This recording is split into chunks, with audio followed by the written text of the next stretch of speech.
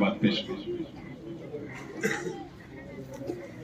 بسم اللہ الرحمن الرحیم نحمده ونصلی علی رسولہ الکریم یا ایھا الناس انا خلقناکم من ذکر وانثی وجعلناکم شعوبا وقبائل لتعارفوا صدق اللہ العظیم۔ رب اشرح لي صدری ویسر لي امری واحلل عقدۃ من لسانی یفقهوا قولی۔ میرے محترم بزرگوں، بھائیوں اور امت مسلمہ کے بھائیوں، نوجوانوں اور مہمانان رسول صلی اللہ علیہ وسلم، آج یہ خوشی کا دن، آج ہماری آزادی کا 80واں دن، 80واں سال ہے۔ اللہ اس آزادی کو ہمارے لیے مبارک فرمائے۔ آج سارے لوگ جانتے ہیں 15 اگست ہے، آپ جگہ جگہ دیکھیں گے ترنگا لہرایا جائے گا، چاکلیٹ اور اسی طریقے سے مٹھائیاں تقسیم کی جائے گی۔ یہ دراصل ہمارے اکابر و اسلاف نے اس ملک کو آزاد کرانے کے لیے اپنی جانوں کا نذرانہ پیش کیا۔ انسان اصلاً آزاد پیدا ہوا ہے، آزادی اس کا فطری حق ہے۔ اسلام چونکہ دینی فطرت ہے، دینی اسلام ہے، اس لیے اس کو آزاد رہنے کی ترغیب دیتا ہے۔ زمانہ بڑھتا گیا، لوگ آتے گئے، غلام باندی بناتے گئے، لوگوں کو بیچتے گئے۔ اللہ کے نبی صلی اللہ علیہ وسلم تشریف لے کر آئے اور غلامیت کے بازار کو روکا۔ قرآن مجید میں بہت سے مقامات پر کہا گیا اگر انسان سے کوئی غلطی سرزد ہو جائے غلام آزاد کیا جائے گا۔ تو جیسے ہی اللہ کے نبی صلی اللہ علیہ وسلم دنیا میں تشریف لے کر آئے، آہستہ آہستہ یہ غلامی کے ذہنیت کو ختم کیا گیا۔ وہ دور تو اب نہیں رہا، لیکن اس کی چند صورتیں باقی ہیں۔ اس آزادی کے تعلق سے تنے تنہا مسلمان 100 سال لڑتا رہا۔ 1850 سے 100 سال پہلے مسلمان جم کر اپنے علماء کی قیادت میں، سیادت میں آزادی کی لڑائی لڑی۔ ہندوستان میں آزادی سے پہلے کیا حال تھا، ایک جھلکی آپ کے سامنے پیش کروں۔ انگریز کا ظلم اتنا زیادہ ہو گیا کہ جہاں مسلمان نظر آتا اسے پکڑ کر مار دیا جاتا۔ ظلم و ستم کرنا، حقائق کو توڑ مروڑ کر پیش کرنا، چلتی ہوئی ریلوں سے آدمیوں کو باہر پھینک دیا جانا اور تختے دار پر مسلمانوں کو لٹکا دینا، گولیاں مار دینا، اس ظلم کے خلاف کوئی آواز اٹھانے والا نہیں تھا۔ اس ظلم کے خلاف اگر کوئی آواز اٹھانے والا تھا تو سراج الدولہ تھا، جسے آج تاریخ میں بھلا دیا گیا۔ ٹیپو سلطان شہید رحمت اللہ علیہ، حیدر علی نواب رحمت اللہ علیہ، اس سے پہلے اور کئی نام ہیں۔ بہادر شاہ ظفر رحمت اللہ علیہ، دہلی کے آپ بادشاہ ہیں، کنگ ہیں، آپ کی موجودگی میں اعلان کرتے ہوئے 1850 میں جنگ لڑی۔ یہ جنگ تقریباً 3 دن ہوئی، اس میں 29,000 لوگ شہید ہو گئے، جس میں سے 24,000 مسلمان تھے اور 5,000 غیر مسلم ہندو بھائی تھے۔ یہاں سے یہ مشہور کر دیا گیا کہ آزادی کی جو لڑائی ہے 1850 سے پہلے لڑائی ہے۔ نہیں، اس سے پہلے اگر آپ دیکھیں گے، تاریخ کی صفحات کو کھنگالیں گے، تاریخ کو پڑھیں گے، تاریخ کا ہر صفحہ آپ کو چیخ لگا رہا ہے، اے امت محمدیہ کے دیوانوں، آؤ تمہاری تاریخ کو پڑھو۔ تمہاری تاریخ میں نواب سراج الدولہ تھا جس نے یہ بات کو محسوس کر لی کہ اگر ہم اسی طریقے سے خاموش رہیں گے انگریز تمام ملک کو قبضہ کر لے گا۔ تو سراج نواب الدولہ نے سب سے پہلے لڑائی کا آغاز کرتے ہیں، ان کے ساتھ غداری ہو جاتی ہے۔ نواب سراج الدولہ کے پاس 1.25 लाख फौज थी। मीर जाफर गद्दारी किया, अंग्रेजों के साथ मिल गया। अंग्रेजों के पास सिर्फ 13,000 फौज थी। उसने सब दरबारियों को खरीद लिया। नवाब सिराजुद्दौला कलकत्ता के प्लासी के मैदान में ये जंग लड़े, लेकिन अपनों की गद्दारी की वजह से नवाब सिराजुद्दौला को हारना पड़ा। फिर हजरत टीपू सुल्तान शहीद रहमतुल्लाह अलैह, हैदर अली नवाब का तस्करा आता है। बहुत बड़े आलिम मुफक्किर इस्लाम अबुल हसन नदवी रहमतुल्लाह अलैह कहते हैं, जब तक इस हिंदुस्तान को आजाद कराने के लिए जुनूब हिंद में टीपू सुल्तान और उनके वालिद का तस्करा ना किया जाए, आजादी की तारीख अधूरी है, नामुकम्मल है। हजरत टीपू सुल्तान शहीद रहमतुल्लाह अलैह ने देखा कि अगर हम अंग्रेजों के खिलाफ कोई कदम ना बढ़ाएंगे, अंग्रेज इसी तरह एक एक रियासत करके, एक एक सूबा करके कब्जा कर लेगा और पूरा मुल्क इनके कब्जे में आ जाएगा।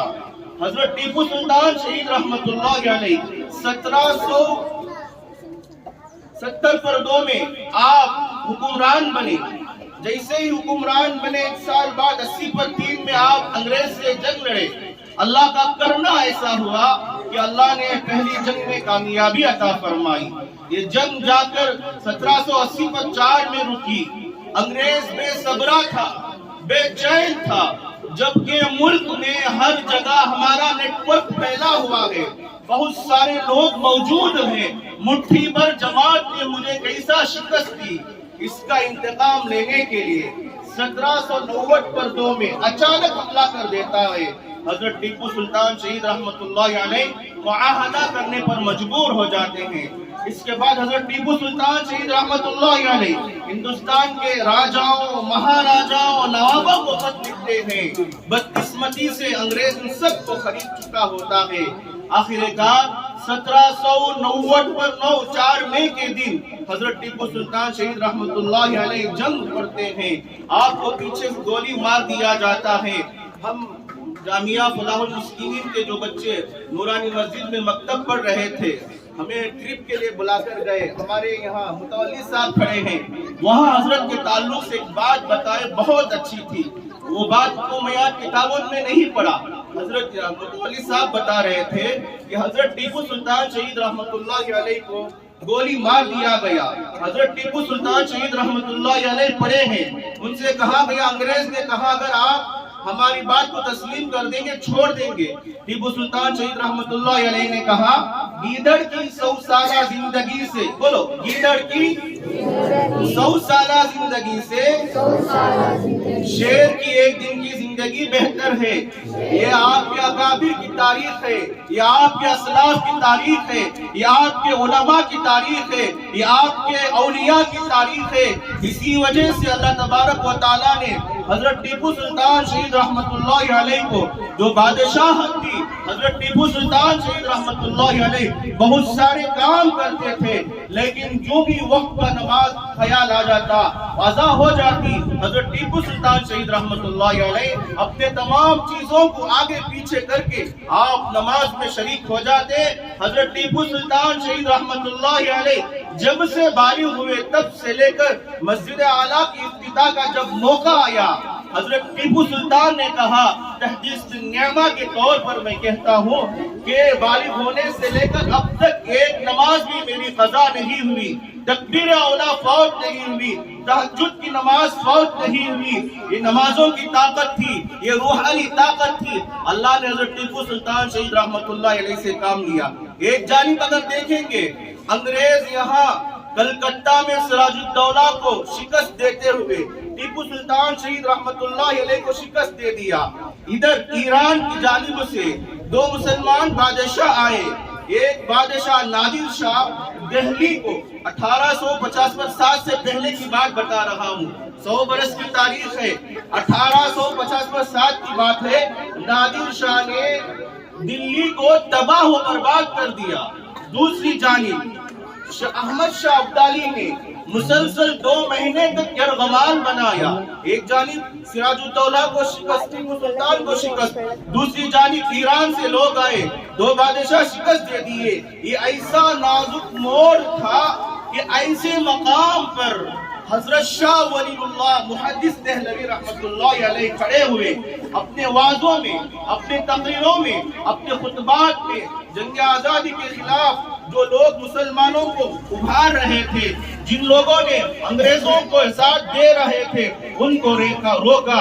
بہرحال آپ کا ایک وقت یہ آتا ہے، آپ کا انتقال ہو جاتا ہے، اس کے بعد آپ کے صاحبزادے حضرت شاہ عبد العزیز رحمت اللہ علیہ جگہ جگہ اپنے والد کے مشن کو آگے بڑھاتے ہیں، آپ پر جان لیوا حملہ ہوتا ہے، آپ پر ابٹن میں چپکلی میں لپٹ کر اس میں تیل ملا کر آپ کے بدن کو مل دیا جاتا ہے، آنکھوں سے بینائی چلی جاتی ہے اور جسم میں بیماریاں پیدا ہونے لگتی ہے۔ 1850 پر 7 کی جنگ ضلع شاملی مظفر نگر میں حاجی امداد اللہ مہاجر مکی کون تھے؟ آج ہمارے نوجوان نہیں جانتے، جاننے کی ضرورت ہے۔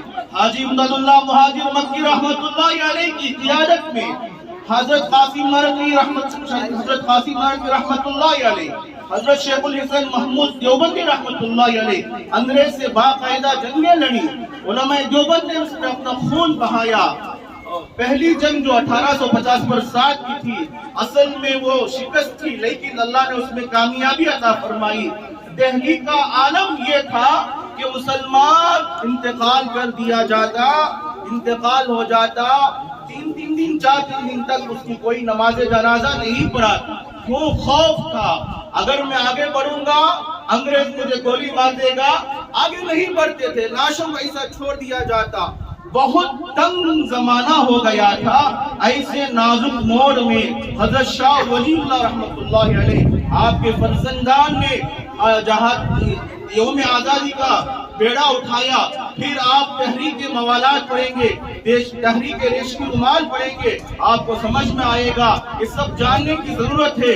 علماء کو ایک جنگ ہوئی جو 1750 پر 7 سے پہلے، جس میں 2 لاکھ مسلمانوں کو شہید کر دیا گیا، اس میں 21,000 علماء اکرام تھے۔